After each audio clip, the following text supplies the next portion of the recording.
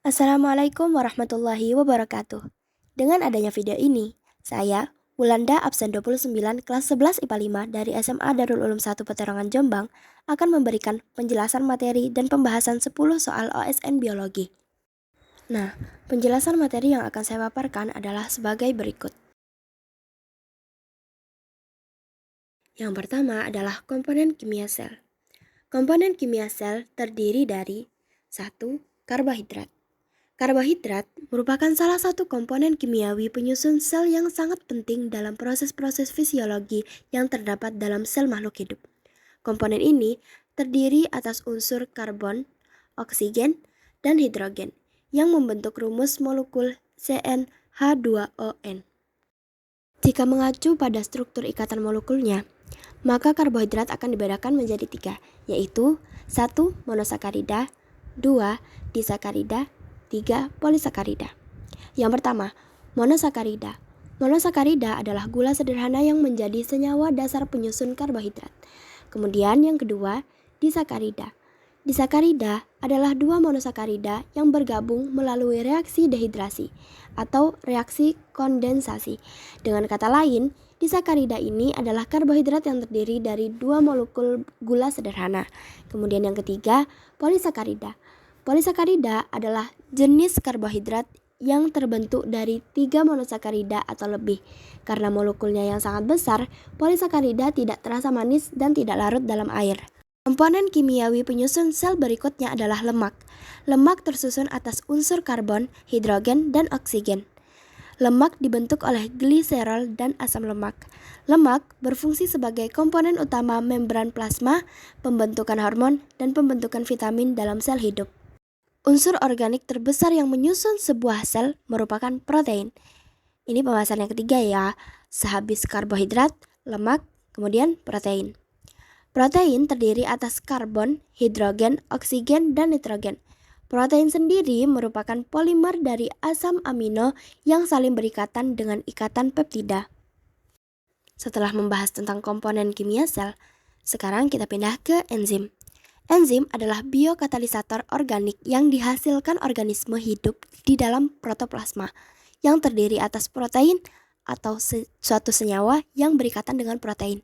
Enzim didefinisikan sebagai biokatalisator yang berfungsi mempercepat reaksi biologis di dalam tubuh.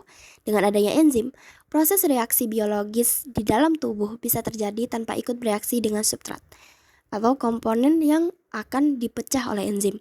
Enzim merupakan katalis yang sangat selektif, artinya setiap enzim hanya mempercepat reaksi tertentu.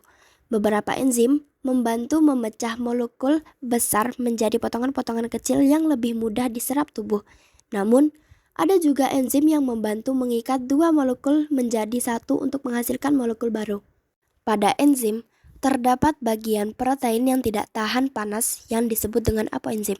Kemudian, terdapat gugus prostetik yang merupakan kofaktor yang berisi gugusan senyawa penyusun enzim yang tidak aktif. Biasanya berupa logam seperti besi, tembaga, seng, atau suatu bahan senyawa organik yang mengandung logam.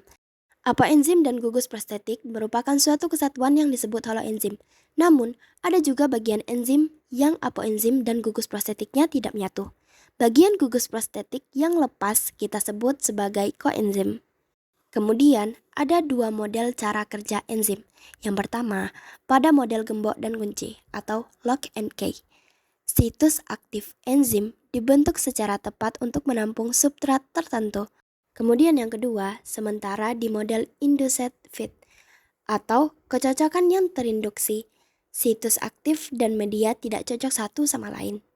Lalu, denaturasi enzim. Denaturasi enzim adalah proses di mana enzim kehilangan struktur 3 dimensinya dan akibatnya aktivitas biologisnya. Ini berarti bahwa enzim tidak dapat lagi mengkatalisis reaksi yang seharusnya dikatalisisnya. Suhu merupakan penyebab utama terjadinya denaturasi. Kemudian, perubahan pH, tekanan mekanis seperti pengadukan, masuknya logam berat tertentu, atau adanya alkohol dan keton tertentu juga dapat menyebabkan denaturasi. Setelah membahas enzim, kita akan membahas asam nukleat. Yang pertama ada DNA. DNA merupakan makromolekul berupa benang sangat panjang yang terbentuk dari sejumlah besar deoksiribonukleotida yang masing-masing tersusun dari satu basa, satu gula, dan satu gugus fosfat. Apabila kita ibaratkan suatu tubuh, maka DNA diibaratkan sebagai otak yang dapat mengatur segala proses di dalam tubuh. Di samping itu, DNA juga mempunyai peran penting dalam pewarisan sifat. DNA merupakan suatu senyawa kimia yang penting pada makhluk hidup. Tugas utamanya membawa materi genetik dari suatu generasi ke generasi berikutnya. DNA juga merupakan senyawa polinukleotida yang membawa sifat-sifat keturunan yang khas pada kromosom. Kemudian ada RNA. RNA merupakan struktur yang mirip dengan DNA tetapi memiliki dua perbedaan. Pertama, molekul RNA mengandung gula ribosa di mana karbon nomor 2 berikatan dengan gugus hidroksil, sedangkan pada struktur DNA, gugus hidroksil tersebut diganti dengan atom hidrogen. Kemudian, molekul RNA mengandung basa nitrogen urasil, sedangkan DNA mengandung timin. Jika struktur 3 dimensi DNA adalah double helix, maka struktur RNA adalah rantai tunggal. Jadi, DNA itu kan ada dua ya bentukannya. Terus kalau misalnya yang RNA itu cuma satu gitu loh. Kemudian ATP, ADP, NADPH, NADP. Kepanjangan dari ATP adalah adenosin trifosfat. ATP adalah suatu molekul yang menyimpan dan mentransfer energi kimia dalam tubuh. Kemudian, kepanjangan ADP adalah adenosin difosfat. ADP merupakan nukleotida sebagai produk dari reaksi defosforilasi hidrolisis ATP pada ATPase. Kemudian, kepanjangan NADPH adalah nikotinamid adenin dinukleotida fosfat. NADPH merupakan senyawa hasil penambahan hidrogen pada NADP yang terdapat dalam organisme. Nah, NADP kepanjangannya adalah nikotinamida adenin dinukleotida. NADP adalah kofaktor yang digunakan dalam proses fotosintesis. Keempat senyawa tersebut berperan penting dalam proses fotosintesis. Organel-organel sel. Yang pertama ada nukleus. Nukleus atau inti sel adalah organel sel yang berfungsi mengatur seluruh kegiatan sel. Nukleus merupakan sel terbesar yang mengandung informasi genetik berupa DNA dan berbentuk bulat hingga oval. Nukleus biasanya terletak di tengah sel. Nukleus termasuk organel yang sangat vital bagi kehidupan karena ia mengendalikan seluruh kegiatan sel. Adapun beberapa bagian penting dari nukleus adalah yang pertama, membran inti. Membran inti terdiri atas dua lapis yang berfungsi sebagai pembungkus sekaligus sebagai pelindung nukleus. Membran inti memiliki pori-pori yang memungkinkan terjadi pertukaran zat antara membran inti dengan sitoplasma. Yang kedua adalah nukleoplasma. Nukleoplasma adalah cairan inti berbentuk gel yang mengandung banyak ion, protein, enzim, nukleotida, dan benang-benang kromatin. Yang ketiga, kromosom. Benang-benang kromatin yang memendek, menebal, dan menyerap zat warna inilah yang disebut kromosom. Kromosom menyimpan untayan DNA yang terikat pada protein dasar yang dikenal dengan histon. Yang keempat, nukleolus. Nukleolus terdiri dari kumpulan gen yang memberikan kode RNA ribosom. Sebagai pengirim kode RNA ribosom, nukleolus berfungsi untuk merangkai subunit-subunit penyusun ribosom.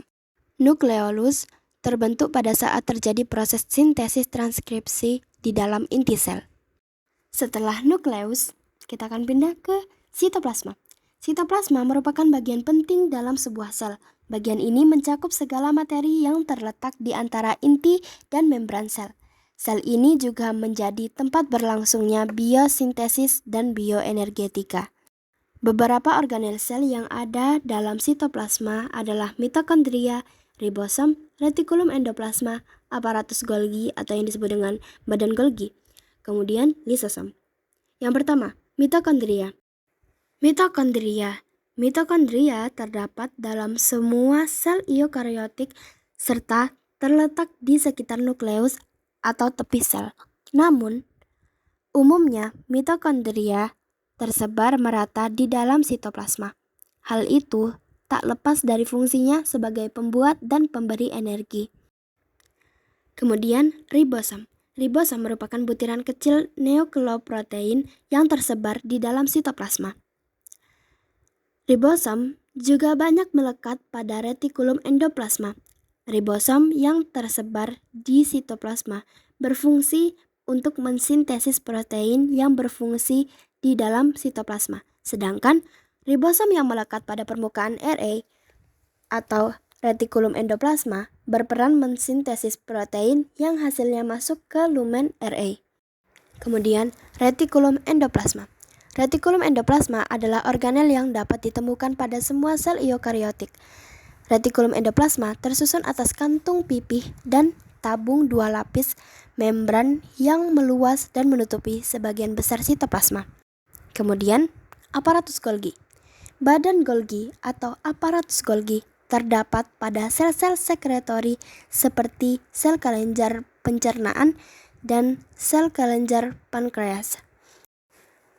Nah, organel yang berbentuk kantung pipih bertumpuk ini berfungsi untuk memproses protein dan molekul lain yang akan dibawa keluar sel atau ke membran sel. Kemudian, lisosom. Lisosom merupakan vesikel membran berkantung yang memiliki enzim-enzim hidrolitik. Lisosom bekerja pada kondisi asam untuk mencerna makromolekul secara intraseluler dan merusak sel-sel asing. Nah, lisosom bekerja pada kondisi asam untuk mencerna makromolekul secara intraseluler dan merusak sel-sel yang asing. Setelah itu, kita akan membahas metabolisme sel. Metabolisme adalah suatu proses kimiawi yang terjadi di dalam sel berupa pengumpulan dan pemecahan nutrisi. Metabolisme dibedakan menjadi katabolisme dan anabolisme. Katabolisme adalah proses pemecahan zat-zat makanan menjadi molekul-molekul yang lebih sederhana. Proses ini menghasilkan energi yang dapat digunakan oleh tubuh. Contohnya adalah pemecahan karbohidrat menjadi glukosa atau pemecahan lemak menjadi asam lemak. Kemudian anabolisme. Anabolisme adalah proses pembangunan zat-zat kompleks dari molekul-molekul yang lebih sederhana. Proses ini membutuhkan energi dan nutrisi untuk memperbaiki jaringan, memperbaharui sel-sel, dan mendukung pertumbuhan. Kemudian, sintesis protein.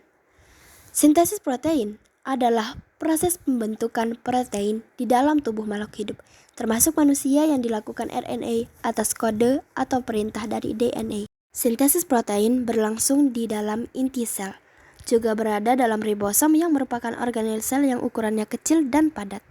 Kemudian, di layar sudah terdapat tahapan proses translasi.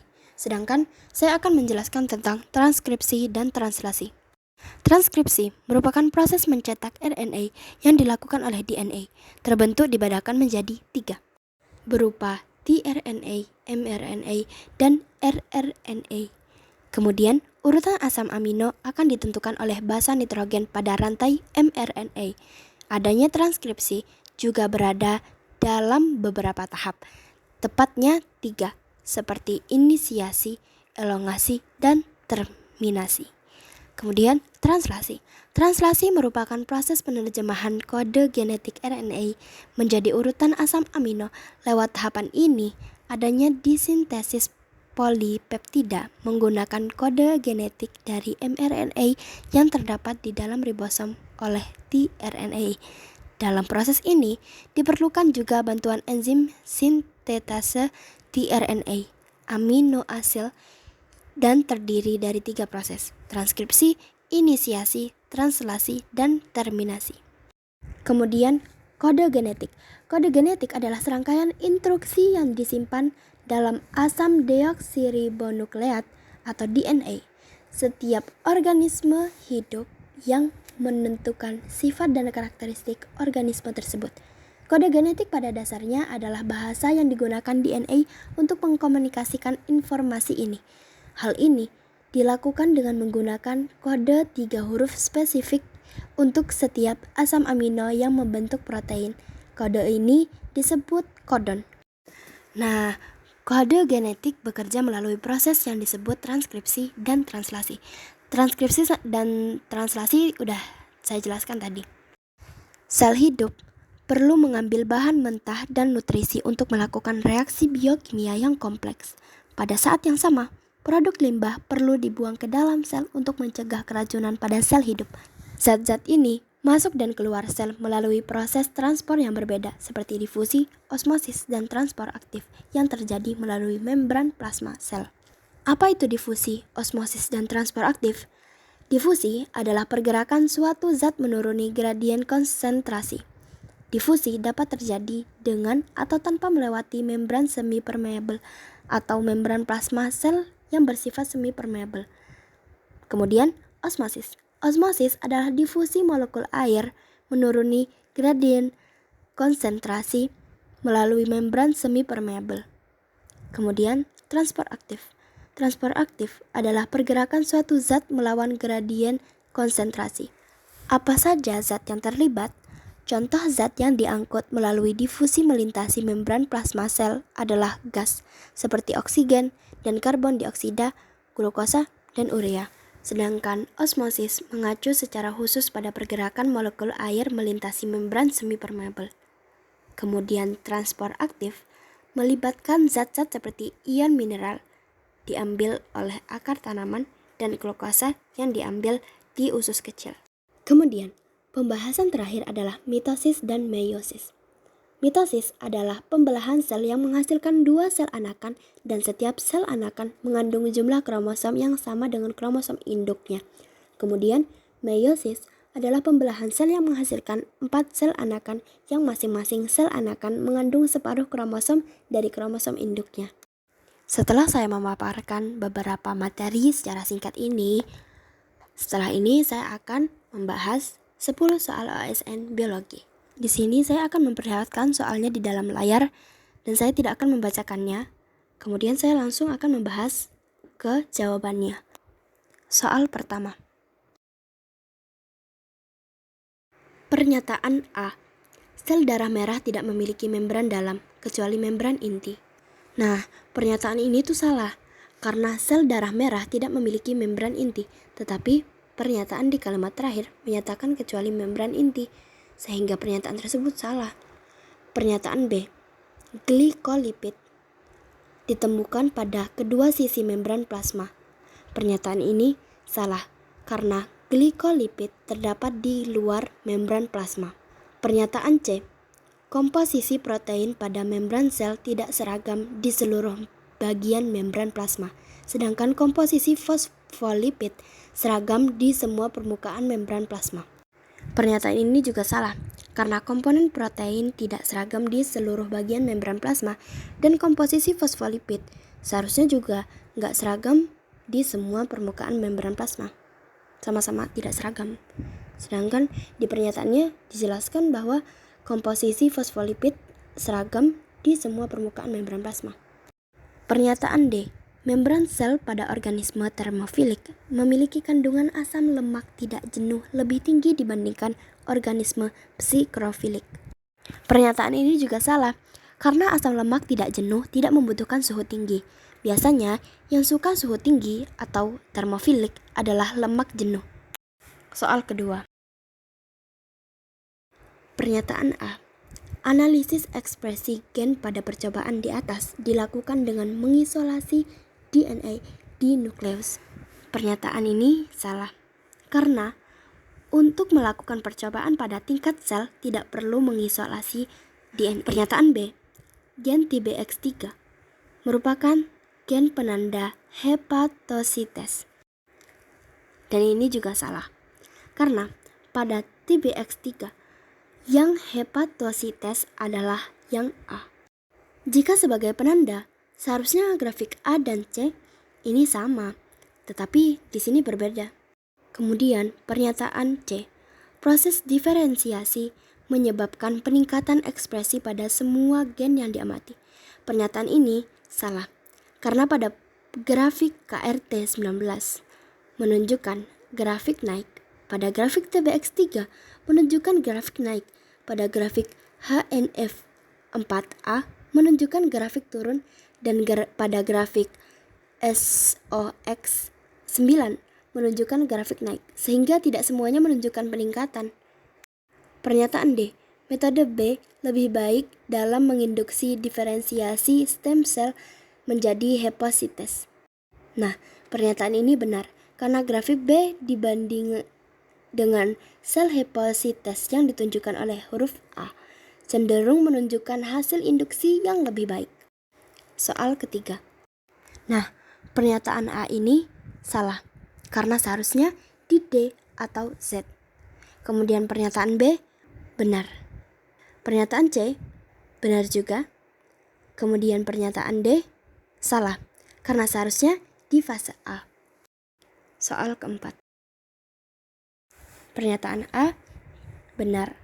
Enzim dibawa sendiri oleh virus karena sel inang tidak bisa melakukan replikasi RNA, hanya bisa melakukan replikasi DNA. Kemudian pernyataan B benar. Sintesis glikoprotein ada di membran sel inang, baik itu sel hewan maupun sel tumbuhan, sehingga mekanisme menggunakan sistem sel inang. Kemudian pernyataan C salah. Karena enzim harus membawa sendiri RNA, tidak bisa diperoleh dari inang. Kemudian pernyataan D benar. 5 dan 6 enzimnya dibawa sendiri, berarti enzimnya sama yaitu RNA. Soal kelima. Pernyataan A salah. Karena penisilin adalah jenis antibiotik yang dapat digunakan untuk menghambat pertumbuhan bakteri. Penisilin lebih efektif digunakan untuk bakteri jenis gram positif. Membran plasma berada di bawah karena mempunyai kemampuan melisiskan dinding sel bakteri. Pernyataan B juga salah. Karena bakteri anaerob, artinya bakteri yang tidak membutuhkan oksigen. Sedangkan obligat adalah artinya tuh mutlak. Sehingga anaerob obligat artinya bakteri yang mutlak tidak membutuhkan oksigen. Pernyataan C benar. Data uji motilitas dan fermentasi laktosa sudah cukup untuk mengidentifikasi spesies bakteri pencemar tersebut berdasarkan tabel. Kemudian pernyataan D salah, karena ada 3 bakteri yang menunjukkan nilai positif di tabel motilitas. Soal ke-6. Pernyataan A salah. Fungsi enzim topoisomerase pada replika DNA adalah untuk membuka lilitan DNA, sedangkan enzim untuk helikase memisahkan rantai DNA, sehingga fungsinya tidak bisa saling menggantikan. Pernyataan B benar. Single strand binding protein atau SSB untuk menstabilkan DNA di dalam sel, sedangkan PCR DNA dikeluarkan dari sel sehingga tidak diperlukan di sepanjang proses PCR. Untuk PCR menggunakan buffer. Pernyataan C salah. Jenis asam nukleat yang digunakan sebagai primer pada PCR tidak sama dengan primer pada replika in vivo. Primernya untuk PCR adalah DNA, sedangkan dalam sel primernya adalah RNA. Kemudian pernyataan D salah. Dibutuhkan 3 siklus PCR untuk menghasilkan salinan DNA tanpa overhang. Soal ke-7. Pernyataan A salah. Sel akan mengkonsumsi glukosa terlebih dahulu karena mengandung energi per molekul yang lebih tinggi dibanding laktosa, glukosa monosakarida, sehingga langsung bisa dipakai ke proses respirasi. Laktosa disakarida harus dipecah sebelum dipakai ke proses respirasi. Jika ada glukosa, maka glukosa harus diproses dahulu. Jika tidak ada glukosa, maka laktosa dipecah dulu untuk kemudian menghasilkan glukosa lagi. Pernyataan B salah. Seharusnya enzim ini diproduksi pada fase 2. Kemudian pernyataan C salah. Karena IAS repressor harus selalu ada di semua tahapan proses. Pernyataan D, operon bisa selalu diaktifkan karena punya promotor. Kemudian sehingga jika E. coli merasa bahwa lingkungan tidak ada glukosa, maka otomatis operon ini diaktifkan untuk menghasilkan glukosa. Dalam pengaturan metabolisme ini, laktosa dan glukosa bersifat inducible. Kemudian soal ke-8. Pernyataan A benar. Membran luar mitokondria bersifat lebih permeabel terhadap metabolit dibandingkan membran dalam mitokondria. Pernyataan B salah. Oksaloasetat lebih teroksidasi dibandingkan malat. Pernyataan C salah. NADH adalah oksaloasetat, tidak terpengaruh baik aerob maupun anaerob, tetap dihasilkan NADH. Pernyataan D salah. Keduanya harus sama hidrofobik. Kemudian soal ke-9. Pernyataan A benar. Perlakuan 1 dan 3 dapat digunakan sebagai kontrol untuk mengetahui pengaruh cahaya. Pernyataan B benar. Sitosol adalah nama lain dari sitoplasma atau cairan sel. Sitosol mempengaruhi fotosintesis. Sintesis protein dihambat oleh suatu komponen seluler yang berada di sitosol. Pernyataan C salah. Meskipun mode gelap, hasilnya masih sama dengan kondisi saat terang. Pernyataan D salah. 5 dan 6 penambahan zatnya ATP. 1 NADH itu setara dengan 3 ATP. Jadi, jika perlakuan 5 dan 6 hanya diberi 1 ATP, maka hasilnya akan beda. Kemudian soal ke-10. Pernyataan A salah. Agar bisa diekspresikan secara optimal pada plasmid P3LE12+, baik plasmid maupun urutan gen RFP dipotong menggunakan EcoRI dan BAM-HI. Pernyataan B salah. Ampicillin adalah pewarna pendeteksi, namun di soal sudah menyisipkan gen RFP untuk mendeteksi gen yang masuk ke plasmid, maka ampicillin tidak digunakan. Pernyataan C benar. Pemotongan plasmid dan gen RFP hanya menggunakan BAM-HI dapat menghasilkan konstruk dengan orientasi insert yang tidak tepat, karena seharusnya dipotong menggunakan EcoRI dan BAM-HI. Pernyataan D salah. Vektor P3LE12+ murni dapat dibedakan dari vektor rekombinan RFP menggunakan seleksi putih biru.